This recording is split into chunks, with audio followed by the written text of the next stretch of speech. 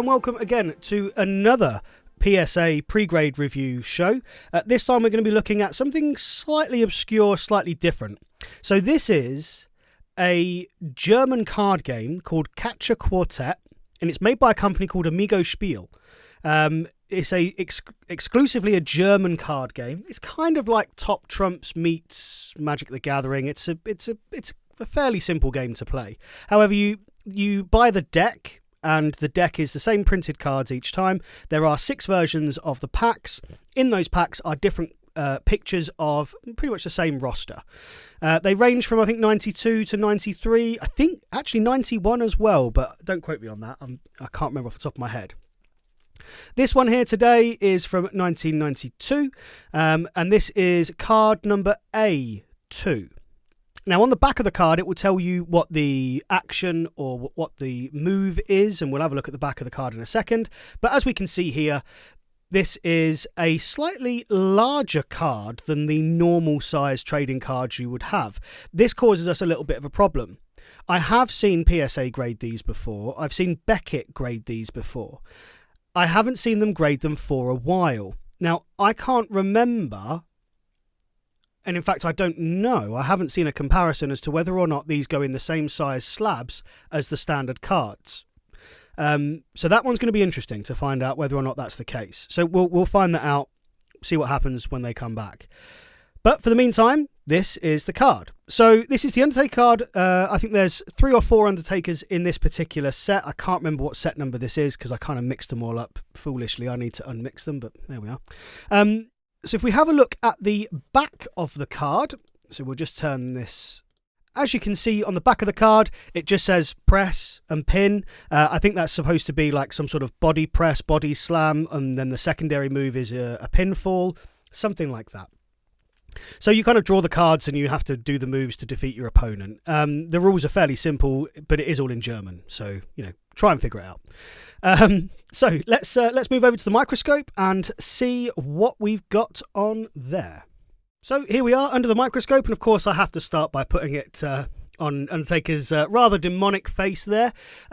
So as normal, we're going to go through the 4 factors that PSA grade cards on. This is the same for most grading companies. They look at the edges, the corners, the surface, and the centering. Now, the centering on this card is actually really, really good. We can tell the centering from the white border that surrounds the card. Let's look at the first corner. Now, these are rounded corners, but again, they're nice and sharp. They're nice and straight. We can't see any dents on that first corner, so that's really good. You can just see there some of the bordering. Just keep that in mind as we go around the corners. You'll see that it's equidistant from the edge of the card to the picture, which gives us a really good indication of the centering. So as we move along, we can see the second corner, very nice. These edges, again, are very, very smooth, very clean. Third corner, yep, really nice. And we can see a little bit of perforation on the bottom there. Not too much to worry about. So we move along to the third corner. Sorry, I got that one the wrong way around. And this is the fourth side. And moving down finally back to the original corner. Oh, so far, all good. We don't have any major knocks or tears or dings or anything like that. So we're going to turn the light on the microscope now. We're going to scan across the card. And we primarily do this just to see whether or not we can see any scuffs, any tears, any marks, any indentations that you couldn't normally see without that LED shining on it. So we're just moving backwards and forwards across the card to see whether or not we can spot anything like that, really. Now, I'm already committed to sending these cards. I get a bit weird that when I select the card, I don't really do an inspection of it beforehand. I just select the card that I really, really like, and I think, wow, that would be really good to have cased up, and then I do this process. But I've never rejected a card. I think I've found a couple of marks on cards that I've done this with before, and I've still committed to send them. It's kind of like an unwritten rule in my head. Don't know what that mark is on the border. Now, that could be like a printing hickey. It could be a dent. If we turn the light off, we'll have a quick look and see whether or not we can identify kind of what that is. It's a bit of a difficult one to tell. Let's turn the light off and see what we've got. Yeah, that looks like a dent. Okay, that's like a pinprick dent. Okay, yeah, that might knock us down off of that 10 spot. We'll see.